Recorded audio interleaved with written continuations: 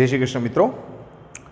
આજે જે લેક્ચર લેવાનો છે એની અંદર આપણે લાસ્ટ લેક્ચરની અંદર 9.2ની અંદર 26 દાખલા સુધી કર્યા હતા. 27મો દાખલો આપણે કરવાનો નથી, બરાબર? એ તમારા પરીક્ષાનો મુદ્દો નહીં બને. આપણે 28મા દાખલાથી શરૂઆત કરીએ. બે સંખ્યાનો સરવાળો.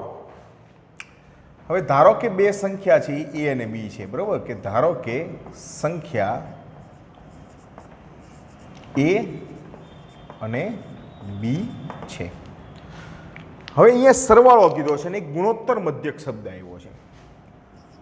ગુણોત્તર મધ્યક એરિથમેટિક મીન અને જીઓમેટ્રિક મીન. એરિથમેટિક મીન એટલે તમારું સમાંતર મધ્યક અને જીઓમેટ્રિક મીન એટલે ગુણોત્તર મધ્યક. કોઈ પણનો ગુણોત્તર મધ્યક, બરાબર? જનરલી એ અને બીનો ગુણોત્તર મધ્યક સી હોય તો c square is equal to a b થાય, બરાબર? તો અહીંયા આ યાદ રાખજો, આપણે b square is equal to a c generally લેતા હોય છે, પણ અહીંયા એ અને બી સંખ્યા આપેલી છે એટલા માટે. તો એવું કીધું છે કે આ બે સંખ્યાનો સરવાળો તેમના સમગુણોત્તર મધ્યક કરતાં 6 ગણો છે. તો આ બેનો સરવાળો એટલે એ વત્તા બી સમગુણોત્તર મધ્યક એટલે રૂટ ઓફ એ બી કરતાં 6 ગણો છે. તો સાબિત કરો કે આ સંખ્યાનો ગુણોત્તર 3 પ્લસ 2 રૂટ 2. જો સંખ્યાનો ગુણોત્તર જેમ 3 માઇનસ 2 રૂટ 2 એટલે આપણે એ જેમ બી બરાબર આવું લાવવાનું છે, બરાબર? ચાલો, સૌથી પહેલી વસ્તુ આપણને જે આપેલું છે એના વિશે વાત કરી. તો આપણી પાસે છે a plus b is equal to 6 root of a b. હું આમાં થોડોક બદલાવ કરું છું કે a પ્લસ બી એટલે 3 ઇન્ટુ 2 રૂટ ઓફ એ બી આવું લખી શકાય. હવે આ જે 2 રૂટ ઓફ એ બી છે આના છેદમાં લઈ લઉં તો મને મળશે a પ્લસ બી ના છેદમાં 2 root of a b is equal to 3. 3 ના છેદમાં કાંઈ નથી એટલે કેટલા હોય? 1. હવે આ જે 2 રૂટ ઓફ એ બી છે ઉપર ઉમેરું છું અને નીચેનામાંથી બાદ કરું છું. એટલે આને આવી રીતે જો a plus 2 root of a b plus b અને નીચે એ માઇનસ કરું છું.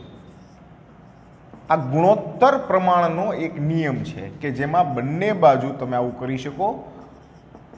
છેદને અંશમાં ઉમેરો અને છેદમાં અંશમાંથી છેદ બાદ કરો. આ કયો નિયમ કહેવાય છે? યોગ વિયોગનો કહેવાય છે. યોગ એટલે સરવાળો અને વિયોગ એટલે બાદબાકી. ઉપર આપણે યોગ કર્યો એટલે સરવાળો કર્યો, નીચે બાદબાકી કરી. ઉપર ધ્યાન શું રાખવાનું છે? અંશની અંદર અંશ વત્તા છેદ થાય, છેદની અંદર અંશ ઓછા છેદ થાય, બરાબર? શું થશે? અંશ વત્તા છેદ. ક્યાં? અંશમાં. અને નીચે આવશે અંશ ઓછા છેદ, બરાબર? આ યોગ વિયોગનો નિયમ કહે છે. હવે આ પૂર્ણ વર્ગ પદાવલી છે. કઈ રીતે? જો હું તમને સમજાવું. આને હું આમ લખી શકું રૂટ ઓફ એ નો square plus 2 root of a into b plus root of b નો સ્ક્વેર. અને એ જ રીતે નીચે લખી શકાય રૂટ ઓફ એ નો square 2 root of a into root of b plus root of b નો સ્ક્વેર. આ 4/2 થાય પૂર્ણ વર્ગ.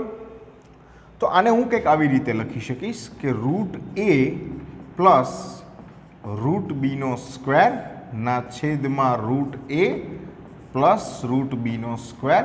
અને આ આવશે 2. 2 ના છેદમાં કાંઈ નથી એટલે 1. વર્ગમૂળ લઈ લઉં બંને બાજુ તો મને મળશે root of a plus root of b root of a minus root of b બરાબર રૂટ 2. છેદમાં કાંઈ નથી એટલે 1. હજુ એક વખત યોગ અને વિયોગનો ઉપયોગ કરીએ તો મને શું મળશે? જો આ આવશે route A plus route B plus route a minus root બી. અંશમાં અંશ અને છેદનો સરવાળો કર્યો, છેદની અંદર અંશમાંથી છેદ બાદ કરો એટલે માઇનસ રૂટ ઓફ એ અને minus minus plus root of b. આ આવશે રૂટ 2 પ્લસ 1 રૂટ 2 માઇનસ 1. અહીંયા plus minus root b cancel, અહીંયા રૂટ એ કેન્સલ, તો મારા માટે આવ્યું 2 root of a 2 root of b બરાબર root 2 plus 1 upon root 2 minus 1. બગડો એ કેન્સલ. મારે લેવું છે એ જેમ બી, અહીંયા રૂટ ઓફ એ જેમ બી એવું, તો હું બંને બાજુ વર્ગ કરી દઉં, તો રૂટ એનો વર્ગ એ અને આ બીનો વર્ગ બી, પણ આ બાજુ રૂટ 2 પ્લસ 1નો સ્ક્વેર આવશે અને રૂટ 2 માઇનસ 1નો સ્ક્વેર. ચાલો, તો એ અપોન બી આનું વર્ગ કરીએ આપણે, રૂટ 2નો વર્ગ 2 પ્લસ 2 રૂટ 2 પ્લસ 1 નીચે 2 માઇનસ 2 રૂટ 2 પ્લસ 1. તો આ તમારો આન્સર આવી ગયો. એ અપોન બી 2 વત્તા 1 3 પ્લસ રૂટ 2 3 માઇનસ રૂટ 2. જો આ એ જેમ બીની કિંમત આપણી પાસે આવી ગઈ જે સાબિત કરવાની હતી. બરાબર. નેક્સ્ટ એક્ઝામ્પલ લઈએ આપણે 29. હવે એમાં એવું કીધું છે તમને કે બે ધન સંખ્યાઓનો સમાંતર અને સમગુણોત્તર મધ્યક એ અને જી છે. બરાબર. સમાંતર મધ્યક એ છે અને સમગુણોત્તર મધ્યક જી છે.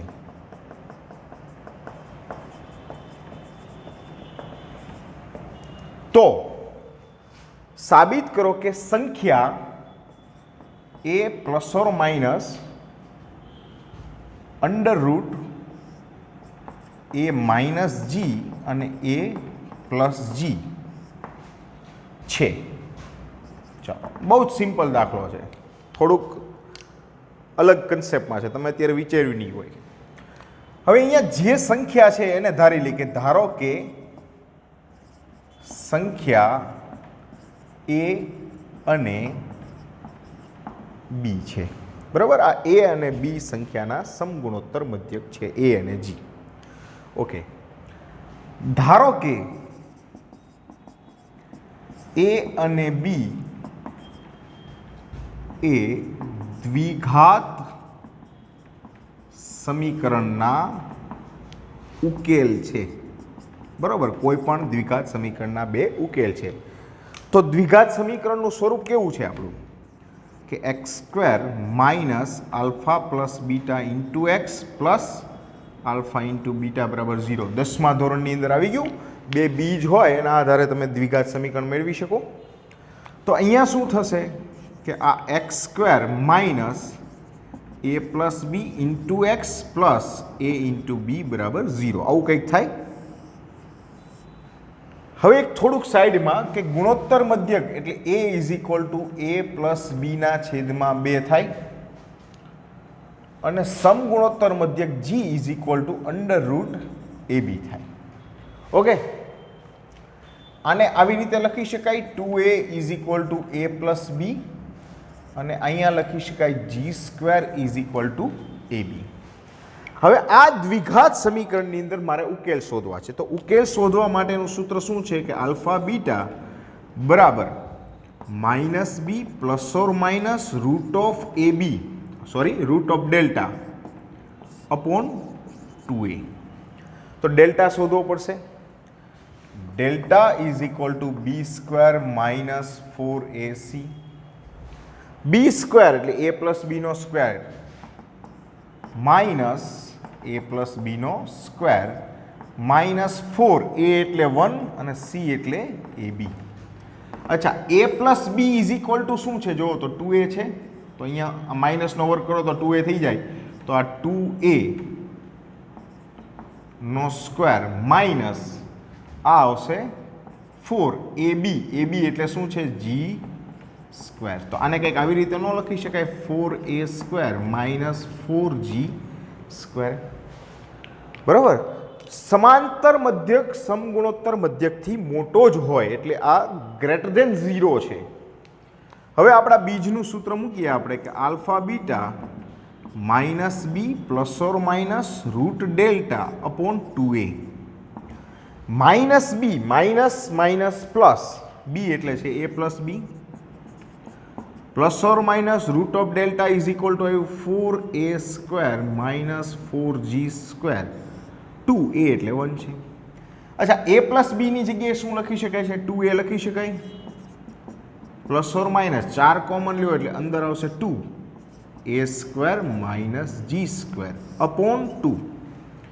2 કોમન લઈને ઉડાડી દો તો તમારો આન્સર આવ્યો a પ્લસ ઓર માઇનસ, અને આનું એકવાર ઓછા એકવાર વત્તા કરો તો a minus g, a plus g. જો તો આવી ગયા તમારો આન્સર. બરાબર, ખૂબ જ અનયુઝ્યુઅલ દાખલો છે, આવા ક્યારેય પરીક્ષામાં પૂછાવાના નથી. ઓકે, નેક્સ્ટ એક્ઝામ્પલ 30મો. બહુ જ સરસ દાખલો છે, જરાક ધ્યાનથી જોજો.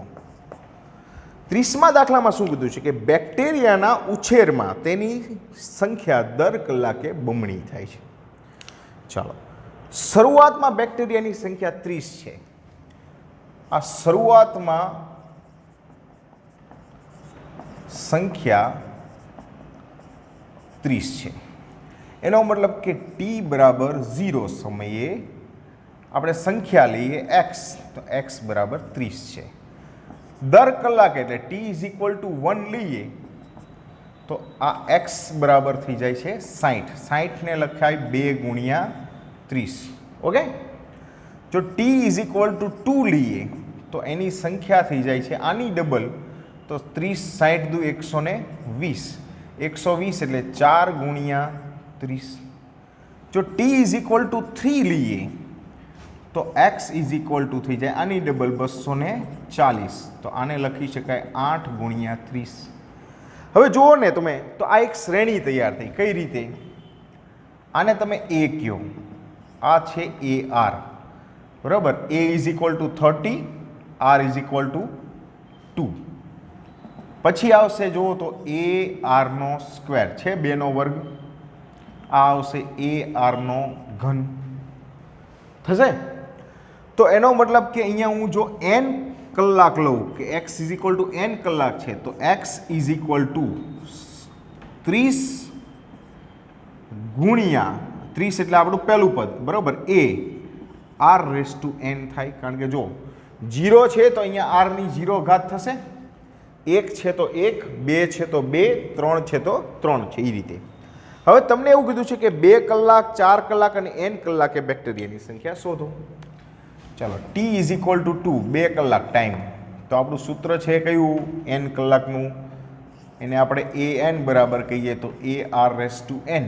a એટલે 30 ગુણ્યા r એટલે 2, 2 કલાક તો 30 ગુણ્યા 4 બરાબર 120. ઓલરેડી આપણે શોધેલા જ છે. પછી 4 કલાક છે તો t is equal two 4 an ar raise to n 30, n બરાબર 2, 2 ની 4 ઘાત, 16 તેરીને 48. તો મૂળ યાદ શું રાખવાનું છે? આ છે સૂત્ર કે પ્રથમ સમયે એટલે કે જ્યારે શરૂઆત થઈ હતી ત્યારે 30 એટલે t ઇઝ ઇક્વલ ટુ 0 થાય. બમણા થાય છે એટલે 1 કલાક પછી 60, 2 કલાક પછી 120. તો તમારી પાસે સમગુણોત્તર શ્રેણી એવી ને, તમે એમને એમ જુઓ તો ખબર પડે. જો 30, 60, 120, 240, પણ આમાં જે આ 30 છે એ t ઇઝ ઇક્વલ ટુ 0 સમયે છે. તમે આમ નામ કરશો તો ચાલશે, પણ જેટલા કલાક કીધા હોય એમાં એક ઘટાડવું પડશે નહીં ત્યાં તમારે, બરાબર. 4 કલાક કીધા હોય તો તમે n બરાબર 4 મૂકો તો n-1 3 થઈ જશે, તો એ તમારો જવાબ મળી જશે તમને, બરાબર. ક્લિયર? નેક્સ્ટ એક્ઝામ્પલ આવો જ છે. એક બેંકમાં 500 રૂપિયા, બરાબર, 30મો દાખલાની વાત કરીએ આપણે, 31માં સોરી, મુદ્દલ મૂકવામાં આવે છે. કેટલા રૂપિયા? 500 રૂપિયા. દર વર્ષે 10% વાર્ષિક વૃદ્ધિ દરે, એટલે આમાં જે વ્યાજનો દર છે એ કેટલો છે? 10%. તો 10 વર્ષના અંતે, ધારો કે એને n કહીએ કે 10 વર્ષના અંતે એને કેટલી રકમ મળે? આ ચક્રવૃદ્ધિ વ્યાજની વાત આવી છે. તો પહેલી વસ્તુ કે આપણે વ્યાજની ગણતરી કરીએ તો i ઇઝ ઇક્વલ ટુ શું થાય? PRN, 1 વર્ષ માટે વાત કરું છું, 100. તો આ તમારા માટે થયું 500, r એટલે 10, n એટલે 1 છેદમાં 100. આ 50 રૂપિયા વ્યાજ થયું. તો આફ્ટર 1 યર એની પાસે પૈસા કેટલા આવશે? તો કે આ એ ગણીએ આપણે તો કે 500 વત્તા 50 550 રૂપિયા આવ્યું. આ તમારી ગણતરી મુજબ મેં તમને કીધું.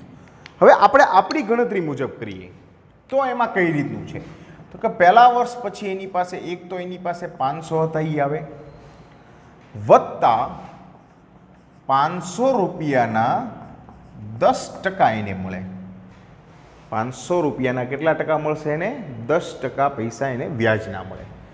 તો આ કંઈક આવું થયું જુઓ તો આ 500 વત્તા 500 10% એટલે 10/100 આવું કંઈક થાય. હવે આમાંથી 500 કોમન નીકળે, અંદર વધશે 1 + 10/100. તો આ થઈ ગયું તમારું 500 110/100. વર્ષ એક જ છે બરાબર, આ પહેલા વર્ષની જ વાત કરીએ છીએ. તો આ 500 ગુણ્યા 1.1 આ એ મળ્યું કેટલા વર્ષ પછી? 1 વર્ષ પછી. હવે જો અહીંયા 2 વર્ષ કરું તો વત્તા હજી આગળ વધશે. તો એક સૂત્ર કેવું મળશે અહીંયા કે a = 500 1.1. અહીંયા 1 વર્ષ છે એટલે 1 ઘાત છે, તો n વર્ષ હોય તો કેટલી ઘાત હોય? n ઘાત થાય બરાબર. તો આપણે કેટલા વર્ષ છે? 10 વર્ષ. તો a = 500 1.1/10. આ કરવાનું નથી એટલે મીન્સ કે 1.1 ના 10 ઘાત કરવાની નથી. આ આપણો આન્સર આવશે બરાબર. સમજવાનું શું હતું આ બરાબર. આ મેં તમને એમ સમજાવ્યું કે અત્યાર સુધી આપણે જનરલી વ્યાજની ગણતરી આ રીતે કરતા હોઈએ છીએ, પણ સમગુણોત્તર શ્રેણીમાં લેવા માટે શું કરીએ છીએ તો કે ભાઈ વ્યાજ કેટલું મળશે અને છેલ્લે વ્યાજ મુદ્દલ સહિતની રકમ તો કે ભાઈ 500 જે તમે મૂકેલા છે તો પાછા આવવાના છે વત્તા 500ના 10% જે વ્યાજ છે એ આવવાનું છે. હવે આ બંનેના 500ના 10% એટલે 500 ગુણ્યા 100/100 આપણે એ જ કર્યું છે. જો 500 ગુણ્યા 10/100 10%. 500 કોમન લઈએ એટલે આપણને એક સૂત્ર મળી જશે એ જે સમગુણોત્તર શ્રેણીને પ્રેઝન્ટ કરતું હશે. ક્લિયર? હવે એક ઉદાહરણ કરાવું છું. ઉદાહરણ નંબર 18 છે. હવે એની અંદર શું કીધું છે તમને કે બે ધન સંખ્યા a અને b, આ a અને b માટે સમાંતર મધ્યક અને સમગુણોત્તર મધ્યક આપેલા છે. ધારો કે સમાંતર મધ્યક a 10 આપેલો છે અને g આપેલો છે આપણને 8. તો સંખ્યા મેળવો, a અને b મેળવો. ચલો સૌથી પહેલાં a સમાંતર મધ્યક એટલે થાય a+b/2 બરાબર, કોઈ પણ બે સંખ્યા માટેના. તો આ તમને આપેલા છે 10, તો a+b/2 તો a+b બરાબર મને મળશે 20. ચાલો આ એક વસ્તુ આપણી પાસે આવી ગઈ. સમગુણોત્તર મધ્યક g = √ab વર્ગ કરી દઉં તો g² બરાબર ab. આપણો g થોડોક અલગ પ્રકારનો છે. g એટલે 8, 8નો વર્ગ 64 એટલે ab. આ મળી ગયું. હવે આપણે a અને b શોધવું છે. a શોધવાનું છે, b એ શોધવાનું છે. આપણી પાસે આ બે કિંમતો છે. સપોઝ આ a+b બરાબર 20 હોય બરાબર, તો a અને b આપણે શોધવું હોય તો આપણે ઉપયોગ કરશું વિસ્તરણનો બરાબર. કઈ રીતે કે હું બંને બાજુ વર્ગ કરું તો a+b² બરાબર આ a² + 2ab + b² બરાબર. આ a+b² કર્યો. હવે જો મારે અહીંયા a-b² કરવો હોય તો શું કરવું પડે? શું કામ? તો કે મારી પાસે a+b છે ને એટલે પેરેલલ કિંમત મેળવવા માટેની હું પ્રક્રિયા કરું છું. જો તો મારી પાસે સમીકરણ આવે a² - 2ab + b². આપણને a+b આપેલું છે એટલે આપણે આ સૂત્રના આધારે જવું પડે. તો આને આવી રીતે ન લખી શકાય. જોવો તો કે a+b² બરાબર a². અહીંયા 2ab છે ને એની જગ્યાએ હું 2ab માઇનસ કરી નાખું તો મારે પાછળ +4ab કરવા પડશે બરાબર. તો આને કંઈક આવી રીતે લખી શકશું આપણે કે a+b² બરાબર a-b² + 4ab થાય. હવે a+b બરાબર 20 છે એટલે આ આવી ગયો 20નો વર્ગ. આ a - b ખબર નથી. 4 અને ab = 64 છે. 20નો વર્ગ મને મળશે 400, આ a માઇનસ બીનો સ્ક્વેર એમને આ બેનો ગુણાકાર કરીએ એટલે 16, 6 ચોક 24 ને 25, આ 256 આ બાજુ લઈ લો તો a માઇનસ બીના સ્ક્વેર બરાબર 400માંથી 256 બાદ કરીએ તો a માઇનસ બીનો સ્ક્વેર બરાબર 144 રહે, તો a માઇનસ બી બરાબર મને મળશે 12. ખરેખર પ્લસ ઓર માઇનસ આવે, અત્યારે હું પ્લસ રાખું છું. હવે જુઓ તો a માઇનસ બી બરાબર 12 અને a પ્લસ બી બરાબર 20, આ પહેલું સમીકરણ કીધું, ઉકેલી નાખી. મને ખબર છે તમને આવડશે જ તે, છતાં હું કરું છું. આ પ્લસ માઇનસ બી કેન્સલ, 2a બરાબર 32, તો a ઇઝ ઇક્વલ ટુ 16. જો a ની કિંમત 16 મૂકો તો b બરાબર મને મળે 4. લ્યો, ક્લિયર? ચાલો, તો હવે નેક્સ્ટ લેક્ચરમાં થોડુંક આગળ વધારાનું કરશું. ઓકે, ચલો, બાય.